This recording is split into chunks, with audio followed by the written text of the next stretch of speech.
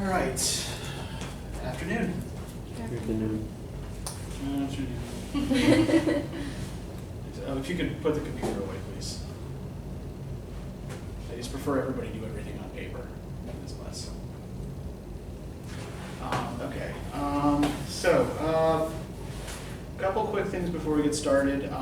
So first, I just want to make a quick point about homework assignments because I didn't get them from everybody. Now I know they're not worth very many points individually, right? They're worth 2 points each, but remember that total they come out to 10 points out of 100, right?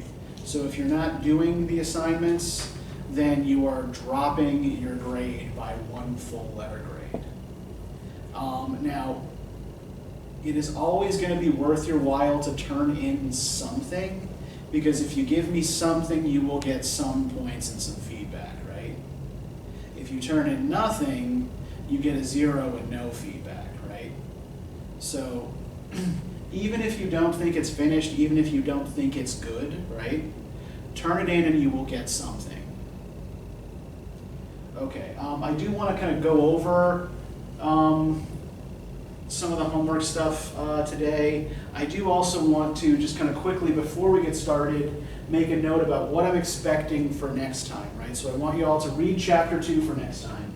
And please do make sure that you really do carefully read the chapter. It will help you to understand what to do in the assignment at the end. You know, we'll cover some of that stuff in class as well, but if you're getting it from the book and from me, then you're kind of doubly reinforcing that.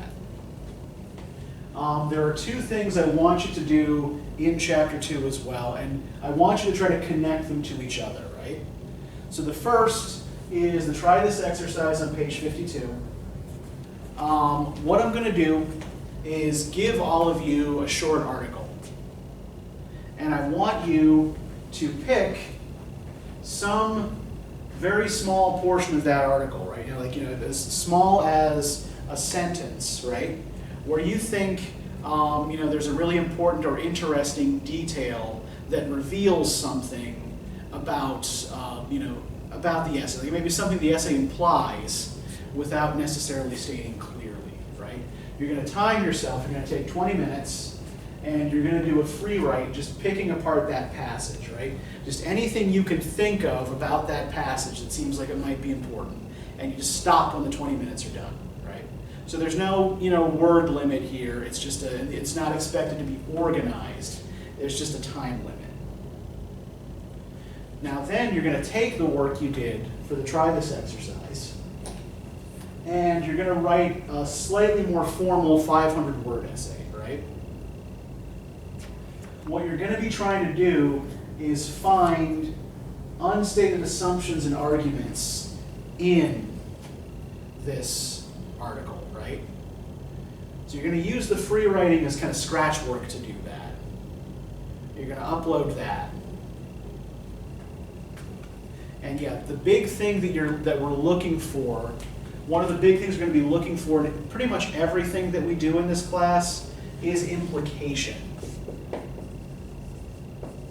What does it mean to imply? Does everybody understand what implications are? If you imply, what does that mean?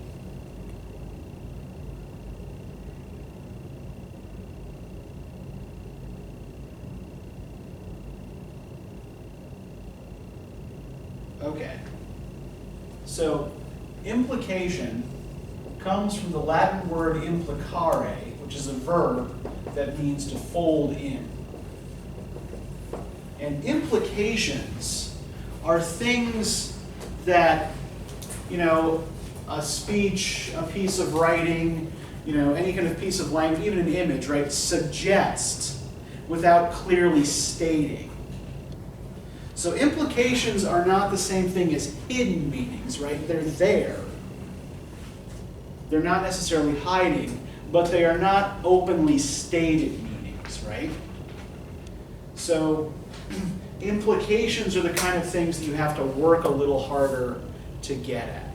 But they're an important part of the kind of chain of reasoning that we're going to be following in most of the writing that we're going to do in this class, right? So we're typically going to start with observation of specific concrete sensory details, right?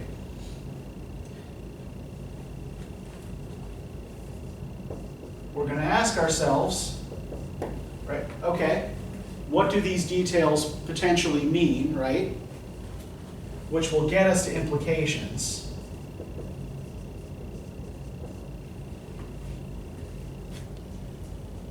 And we're going to continue asking ourselves what these implications might mean until we can reach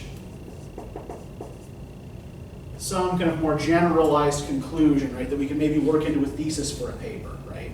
Some broader thing that we can say about what it is we're looking at. So we tend to move in our thinking here from concrete specific observation to a more abstract conceptual conclusion, right? This is one of the reasons I wanted you guys to try to get that abstract concrete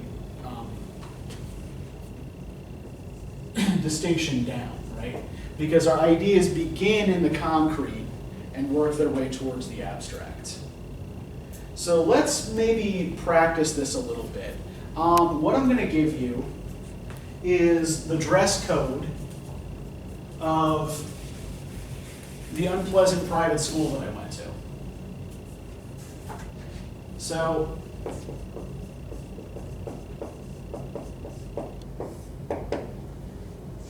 overall, for everybody, right, no denim anywhere on your person. And no t-shirts, period, right?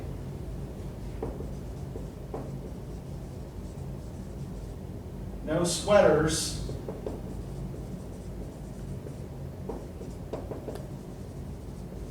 With words or images on them. Now for girls, the rules were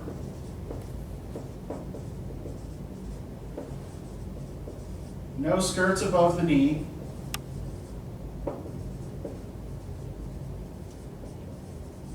and no bare legs. For boys,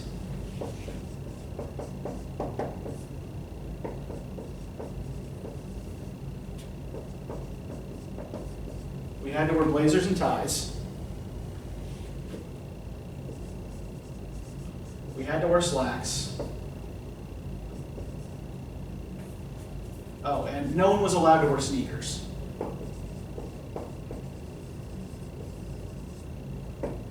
We could not have our hair below collar length. So most of this tested this as far as we could get it. And facial hair was not permitted. So let's just take a minute here and try to break this down. So what do you notice about this list, right? Just try to make some observations about what's permitted and what isn't. What seems to you like there might be important details here?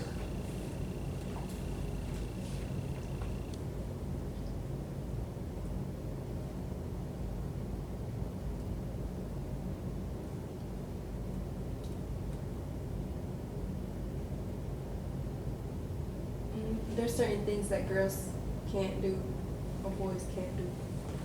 Okay, like what? Try to focus on something specific. Like girls they can't show their legs basically. Okay. And by implication, neither can boys, right?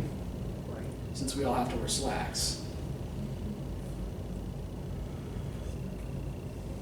But yeah, no skirts above the knee, no bare legs, right? So these ideas seem to be related to each other, right? So what is no one allowed to show?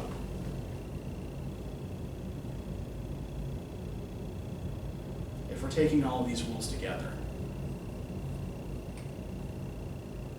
Skin? Yeah. No one's allowed to show any skin, right? So that's one observation we can make about this. No one is allowed to show any bare skin. What else might we do with this? And again, it might require you to take some of these things together rather than individually. Well, dress nice. What do we mean by nice here?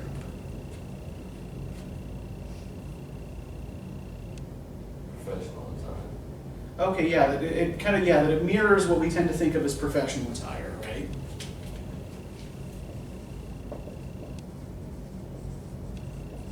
Or at least white-collar professional attire. No, we won't push that too far just yet. What else do you notice about it?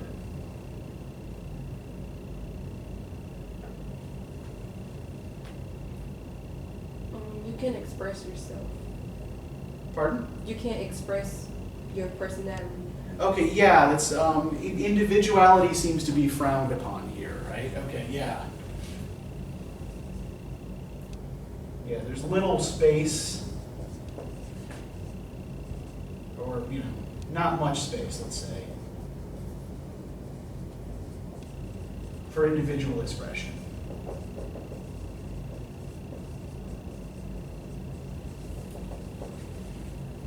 Now, there were ways we tried to get around these rules, particularly with ties.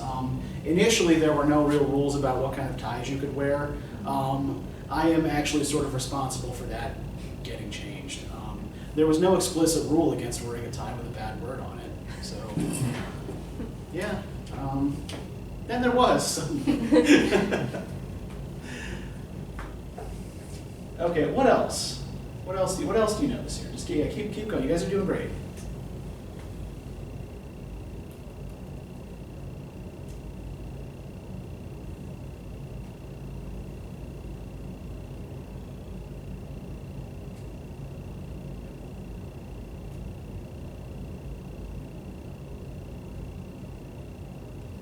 See if you can come up with one or two more observations here.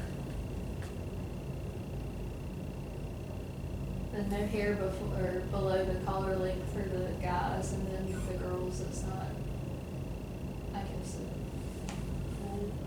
Okay, yeah.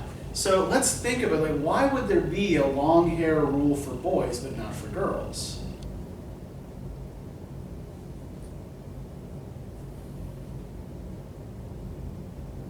What does this suggest? Well, like, there is actually an implication here we can pull out, right? But yeah, let's just for now note different hair rules for boys and girls.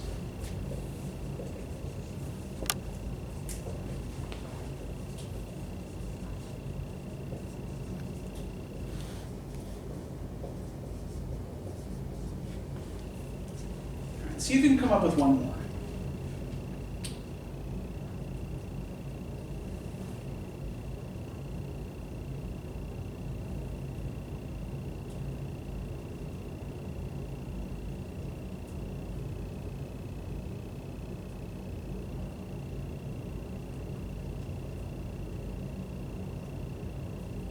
Oh, I'm standing in your way, aren't I?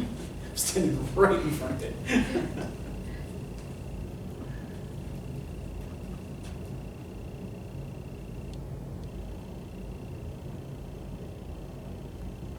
Did they want everyone to look the same? It kind of seems that way, doesn't it? Yeah, there's a kind of uniformity here, right? Okay, so now let's take some of these and ask ourselves, so what, right? Like, let's take these and see if we can pull out what they suggest, right? What they imply. What do y'all think? Again, take your time, right? We're not in a hurry here.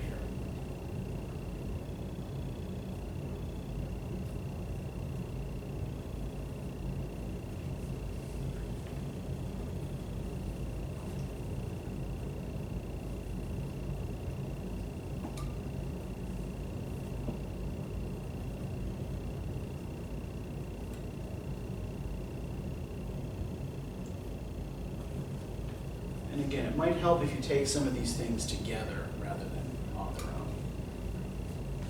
See if there are things that seem to be related.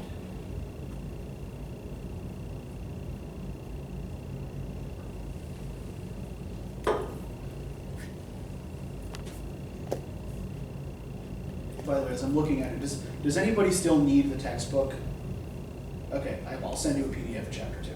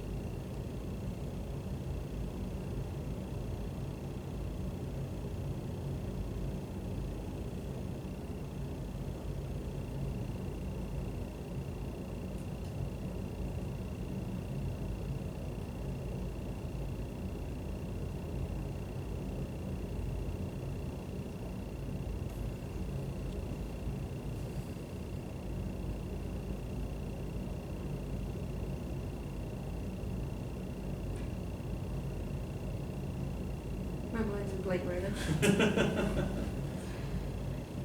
Well, why don't I help y'all out?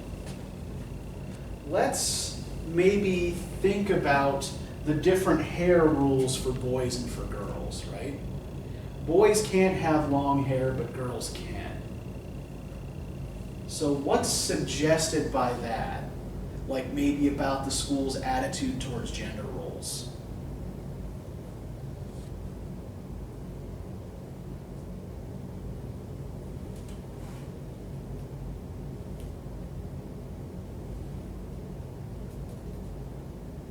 I guess that's just how society is. Like they have a certain what's it called?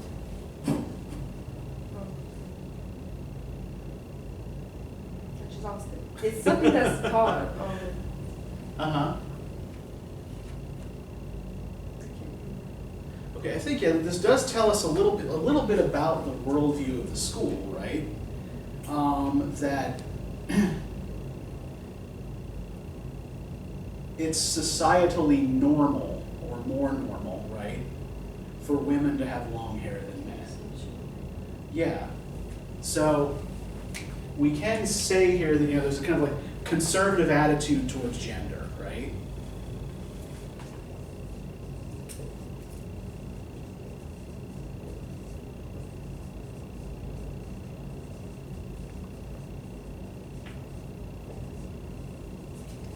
It might also suggest something about the overall politics of the school, given that, remember from our conversation last time, right? What kinds of men usually have long hair in American society? Hippies and rednecks, right? So, there may be a kind of attempt to exclude both of those here, right? But at least in this case, the hair rule maybe is kind of more about like no hippies, right? A kind of conservative politics kind of thing.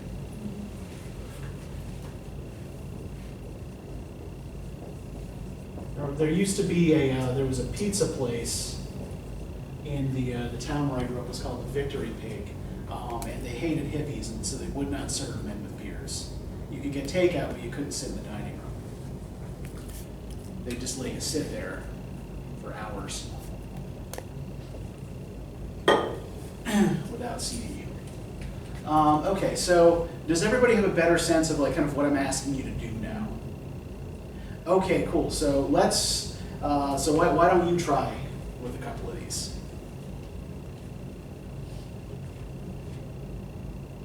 I think kids should be muted and not individualistic.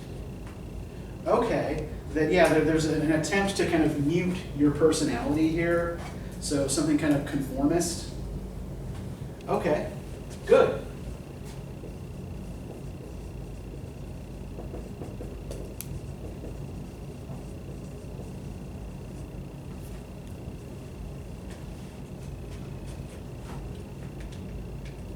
Anything else that you can put in? What about maybe the whole thing about kind of like the dress code mirroring what's expected of professional attire? What might that suggest, at least about the way the school views itself, or the way it views the purpose of its dress code?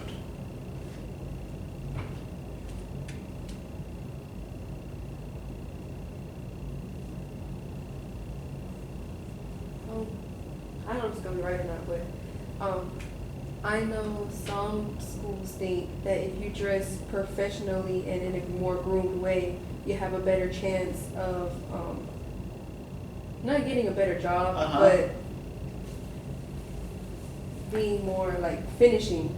Being able Yeah, to finish. yeah, okay, so yeah, it's this like kind of like preparation for a white collar work world, right?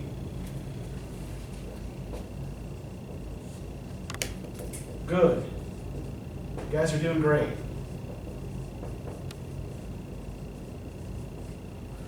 So there might also be some things that this suggests about white collar work as well, or about like the expectations we have about white collar work.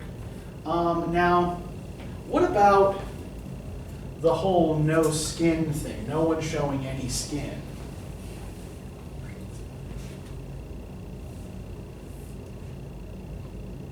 No bare legs on anybody.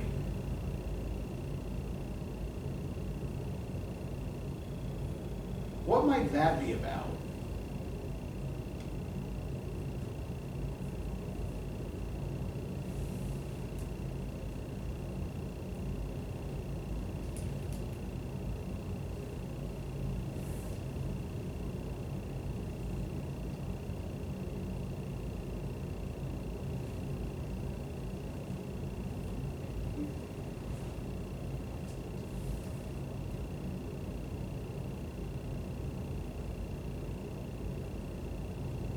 No bare legs. Girls were also not, I didn't put this, girls were also not supposed to wear low-cut tops.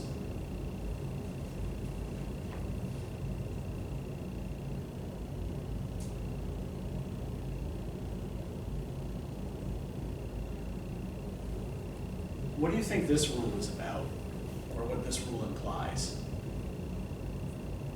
That maybe that would be distracting to Yeah. students. That any kind of, display of flesh or sexuality is a distraction, right?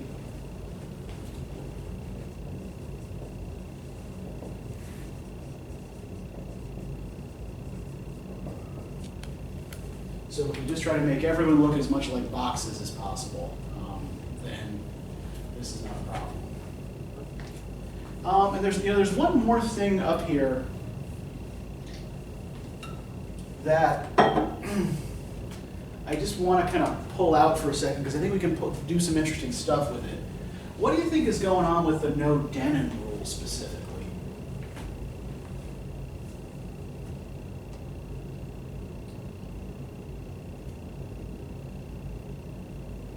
Who wears denim to work?